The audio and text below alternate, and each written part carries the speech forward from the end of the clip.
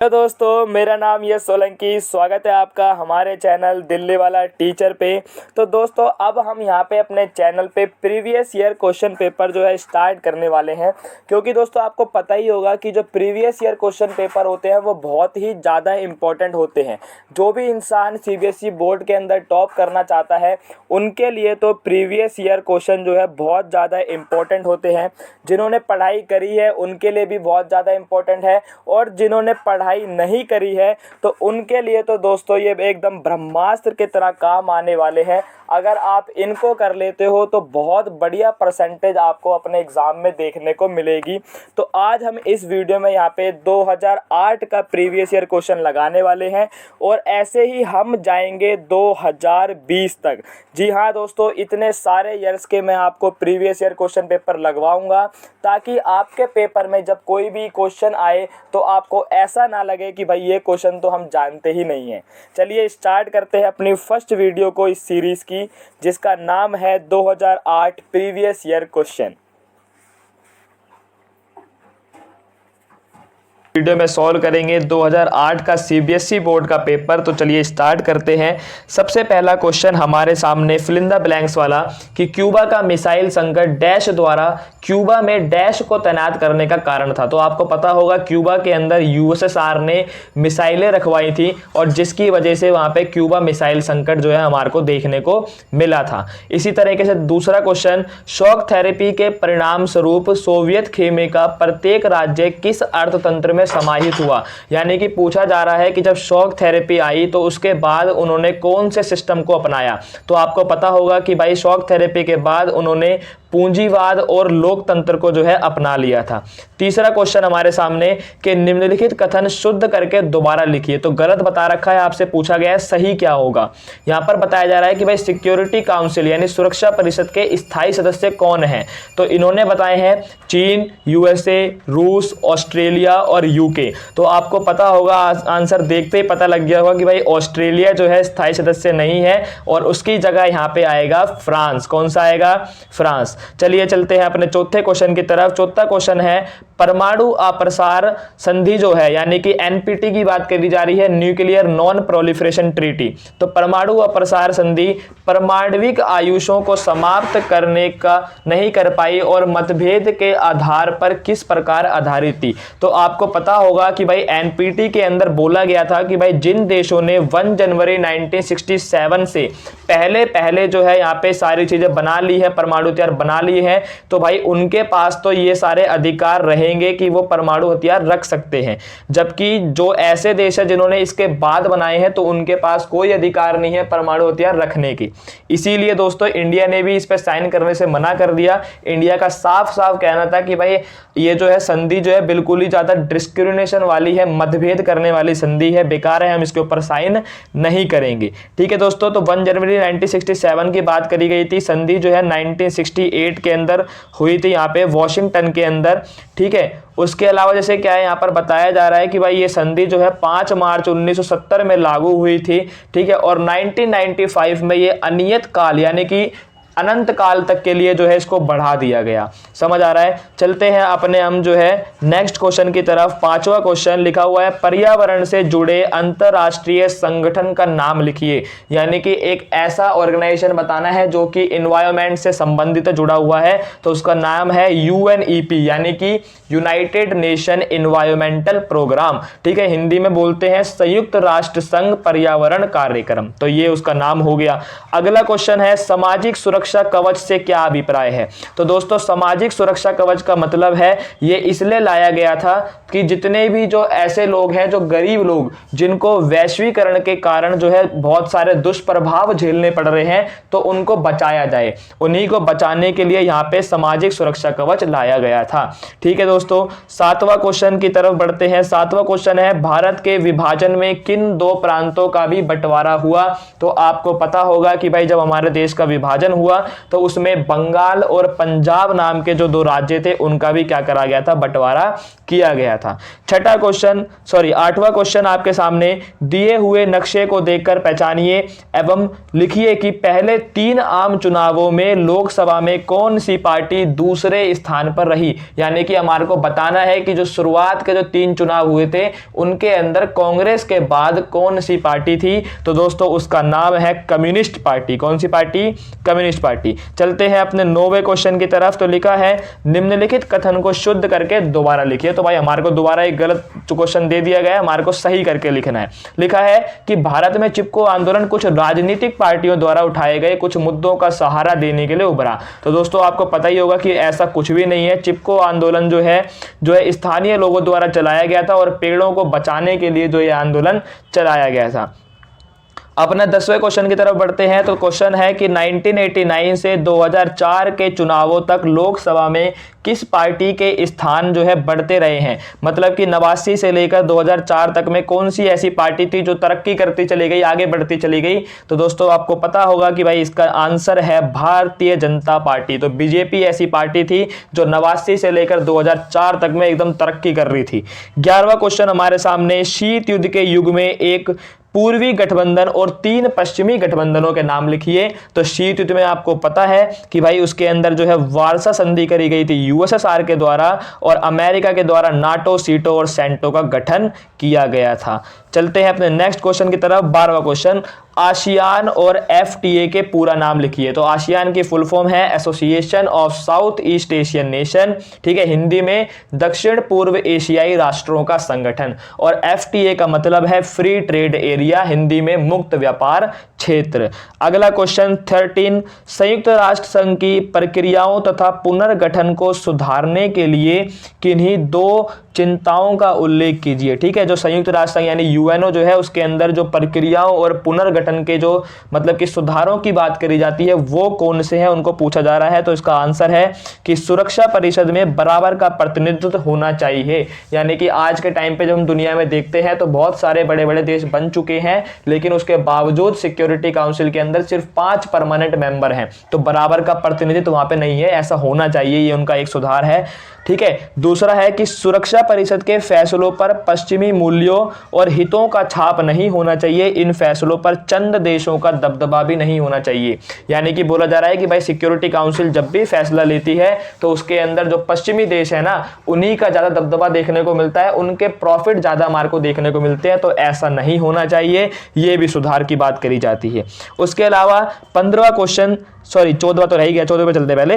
परंपरागत सुरक्षा के किन्हीं 4 तत्वों का उल्लेख कीजिए। यानी कि हम अपने देश की सुरक्षा कैसे कर सकते हैं और परंपरागत तरीका पूछा गया है। तो परंपरागत में सबसे पहला लिखा हुआ है अवरोध की नीति, जिसमें युद्ध को सीमित रखने अथवा उसको समाप्त करने का प्रयास होता है। तो सबसे पहला होता है कि अगर हम अवरोध करें यानी कि युद्ध को, जो भी लड़ाई झगड़ा हो रहा है उसको सीमित रखें और लड़ाई को पूरा समाप्त करने का प्रयास करें।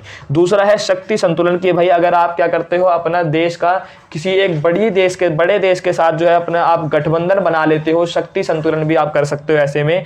ठीक है, जैसे कि अब हम है, ऐसे इंडिया अगर क्या करता है कि अमेरिका के साथ और इजराइल वगैरह बड़े बड़े देशों के साथ गठबंधन बना लेता है तो चाइना कहीं ना कहीं फिर थोड़ा दब जाएगा। यानी कि हम इस तरीके से चाइना के साथ जो है शक्ति संतुलन कर सकते हैं और अपने देश की सुरक्षा कर सकते हैं। तीसरा उसका तरीका है आर्थिक और प्रौद्योगिकी की ताकत। तो अगर आप भाई आपके पास पैसा होगा, आपके पास टेक्नोलॉजी होगी, प्रौद्योगिकी होगी, तब भी आप अपने देश की सुरक्षा कर सकते हो। ठीक है, उसके अलावा चौथा है गठबंधन बनाना। तो भाई अगर आपके पास कुछ भी नहीं है तो आप ऐसा करो, किसी देश के साथ जाओ और एक गठबंधन बना लो। गठबंधन करके भी आप जो है क्या कर सकते हो, अपने देश की सुरक्षा कर सकते हो। 15वां क्वेश्चन, वैश्विक साझी संपदा किसे कहते हैं, किन्हीं 2 उदाहरणों को सूचीबद्ध कीजिए। ठीक है, तो यहां पर पूछा जा रहा है कि वैश्विक साझी संपदा क्या होती है। तो दोस्तों साझी का मतलब होता है कॉमन और वैश्विक यानी वर्ल्ड की बात करी जा रही है। यानी कि पूछा जा रहा है कि भाई ऐसी कौन सी कॉमन चीजें हैं जो पूरी दुनिया की होती हैं। ठीक है, साझी संपदा कॉमन प्रॉपर्टी कौन है, 2 उदाहरण हमारे से पूछे गए हैं। तो भाई अब आपको पता है कि साझी संपदा जो है ऐसी चीजें जिसके ऊपर किसी एक देश का अधिकार नहीं होता, किसी एक समुदाय का अधिकार नहीं होता, ऐसी चीजें जिनके ऊपर पूरी दुनिया का अधिकार होता है उसको कहा जाता है वैश्विक साझी संपदा। और इसके उदाहरण दिए गए हैं कई सारे कि समुद्र का जल, यानी भाई अगर समुद्र का पानी देखोगे तो भाई किसी एक देश का अधिकार थोड़ी है उसके ऊपर, ठीक है। समुद्र का जल हो गया, बाहरी अंतरिक्ष हो गया, यानी कि जो हमारे पास जो वायुमंडल वगैरह चीजें होती हैं, अंतरिक्ष हो गया, ठीक है, ये सब चीजें, अंटार्कटिका हो गया, इन सब के ऊपर जो है किसी एक देश का अधिकार नहीं है। उसके अलावा चलते हैं अपने 16 क्वेश्चन की तरफ, जिसका नाम है सांस्कृतिक विभिन्नीकरण की परिभाषा दीजिए। तो सांस्कृतिक विभिन्नीकरण पूछा जा रहा है। सांस्कृतिक विभिन्नीकरण का दोस्तों मतलब यही होता है कि आज के टाइम पे अगर हम देखें तो संस्कृतियां जो है, कल्चर जो है, उनके अंदर बहुत सारे ऑप्शंस आते जा रहे हैं, यानी आज के समय संस्कृतियां पहले से कई ज्यादा और अधिक विशिष्ट होती जा रही हैं। इसको बोला जाता है सांस्कृतिक विभिन्नीकरण। सिंपल सा मतलब ये है कि भाई जब आपकी संस्कृति के अंदर बहुत सारी और संस्कृतियां ऐड हो जाती हैं तो उसको सांस्कृतिक विभिन्नीकरण कहा जाता है। ठीक है दोस्तों, आगे चलते हैं। क्वेश्चन नंबर 17, महात्मा गांधी ने 14 अगस्त 1947 को कहा, कल का दिन हमारे लिए खुशी का दिन भी होगा और गमी का भी। ठीक है, तो ये ऐसा उन्होंने क्यों कहा था, ये पूछा गया है। तो दोस्तों उन्होंने ऐसा इसलिए कहा था, खुशी का दिन इसलिए होगा क्योंकि कल हमारे को आज़ादी मिलेगी, लेकिन गम का दिन इसलिए होगा क्योंकि कल ही हमारे देश का बंटवारा भी हो जाएगा। इसीलिए महात्मा गांधी ने ऐसा वहाँ पे जो है स्टेटमेंट दी। अगला क्वेश्चन 18वां, इस कार्टून का अध्ययन करने के पश्चात निम्नलिखित प्रश्नों के उत्तर दीजिए। ये कार्टून हमारे को दर्शाया गया है, दिखाया गया है और पूछा गया है कि भाई ये जो है क्वेश्चन के आंसर देने हैं। लिखा हुआ है, हमने एक ही पार्टी के भीतर गठबंधन देखा और अब पार्टियों के बीच गठबंधन होता देख रहे हैं। क्या इसका मतलब यह हुआ कि गठबंधन सरकार 1952 से ही चल रही है? ये आपसे पूछा गया है दोस्तों। ठीक है, तो अब देखते हैं भाई क्वेश्चन क्या दिए गए हैं। यहाँ पे लिखा हुआ है, यह कार्टून किस संदर्भ में है? तो दोस्तों ये कार्टून हमारे को बताना चाह रहा है कांग्रेस पार्टी के बारे में। तो जब हमारे देश को आज़ादी मिली थी तो आज़ादी के बाद आपको पता होगा कि कांग्रेस पार्टी बहुत बड़ी पार्टी थी, उसका एक छत्र राज हुआ करता था और कांग्रेस पार्टी के ही अंदर कई सारी छोटी छोटी पार्टियां गठबंधन बना के हमारे को देखने को मिलती थी। ठीक है, ये पहले का आंसर ये होगा। ठीक है, ये कांग्रेस पार्टी के संदर्भ में बताया जा रहा है। दूसरा लिखा हुआ है, पार्टी के भीतर गठबंधन एवं पार्टियों के गठबंधन में क्या अंतर है? तो पार्टी के भीतर गठबंधन का मतलब है जब एक पार्टी होती है और उसके अंदर कई सारे गठबंधन बनते हैं। एग्जाम्पल के लिए कांग्रेस अभी मैंने बताया। ठीक है, और दूसरा क्या है, पार्टियों के गठबंधन, यानी कि जब 3-4 अलग अलग पार्टियां हैं, दूसरी पार्टियां, और जब वो साथ आके गठबंधन बनाती है तो उसको बोलते हैं पार्टियों का गठबंधन। समझ आया दोस्तों? अगले क्वेश्चन की तरफ चलते हैं। क्वेश्चन नंबर है हमारा 19। अच्छा, उससे पहले ये वाला क्वेश्चन देख लेते हैं। ठीक है, तो ये क्योंकि जैसे ये वाला जो क्वेश्चन है वो दृष्टिपात लोगों के लिए नहीं था। अगला क्वेश्चन लिखा हुआ है, निम्नलिखित प्रश्न केवल दृष्टिहीन परीक्षार्थियों के लिए प्रश्न संख्या 18 के स्थान पर दिया गया है। गठबंधन सरकार क्या होती है ये पूछा गया है। ठीक है, तो जब बहुत सारी पार्टियां मिलकर क्या करती हैं, गठबंधन बनाती हैं, तो उसको बोला जाता है गठबंधन की सरकार। ठीक है, और ये सबसे पहले 1977 के अंदर जो है बनाई गई थी। 19वां क्वेश्चन हमारे सामने, विदेश नीति से संबंधित किन्हीं 2 नीति निर्देशक सिद्धांतों का उल्लेख कीजिए।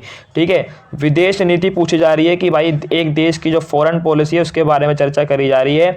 तो बताया जा रहा है कि भारतीय संविधान के अनुच्छेद 51 में अंतर्राष्ट्रीय शांति और सुरक्षा के बढ़ावे के लिए राज्य के नीति निर्देशक सिद्धांत के हवाले कहा गया है कि राज्य जो है, अब ये सारी चीजें 4 स्टेटमेंट दी गई हैं। ठीक है, तो ये कौन से अनुच्छेद में है? अनुच्छेद 51 में। तो सबसे पहला है कि अंतर्राष्ट्रीय शांति और सुरक्षा की अभिवृद्धि का। ठीक है, कि अंतर्राष्ट्रीय स्तर पर शांति होनी चाहिए, सुरक्षा होनी चाहिए। ठीक है, खा में दिखा रहेगा कि राष्ट्रों के बीच न्याय संगत और सम्मानपूर्ण संबंध को बनाए रखने का, कि देशों के बीच हमारे को न्याय संगत जस्टिस करना है और सम्मानपूर्ण संबंध बनाने हैं। इसका मतलब ये नहीं कि भाई आप दूसरे देश की बेइज्जती करो, सम्मान सबके साथ दिखाना है हमारे को। ठीक है, गांव में लिखा हुआ है, संगठित लोगों के एक दूसरे के व्यवहारों में अंतर्राष्ट्रीय विधि और संधि बाध्यताओं के प्रति आदर बढ़ाने का। ठीक है, तो जितनी भी आपने अगर किसी देश के साथ संधि वगैरह करी है तो उसके प्रति आपका आदर होना चाहिए, आपका कभी भी अपनी संधि को तोड़े वगैरह ना, ठीक है। घ अंतरराष्ट्रीय विवादों को मध्यस्थ द्वारा निपटारे के लिए प्रोत्साहन देने का प्रयास करेगा, यानी कि जब भी इंटरनेशनल लेवल पे लड़ाइयां होती हैं तो आपका सीधा सीधा ये उद्देश्य होना चाहिए कि भाई आप वहां पे मध्यस्थता की भूमिका निभाएं, मीडिएटर की भूमिका निभाएं और लड़ाई को शांत करवाएं। आग लगाने वाला काम यहां पर नहीं करना, ये बताया जा रहा है, ठीक है। 20वां प्रश्न जो है, NFF का पूरा नाम लिखिए, मछुआरे के जीवन के लिए एक बड़ा संकट कैसे आ खड़ा हुआ है, ठीक है। तो दोस्तों NFF का पूरा नाम है नेशनल फिश वर्कर्स फोरम। क्या नाम है? National fish workers forum.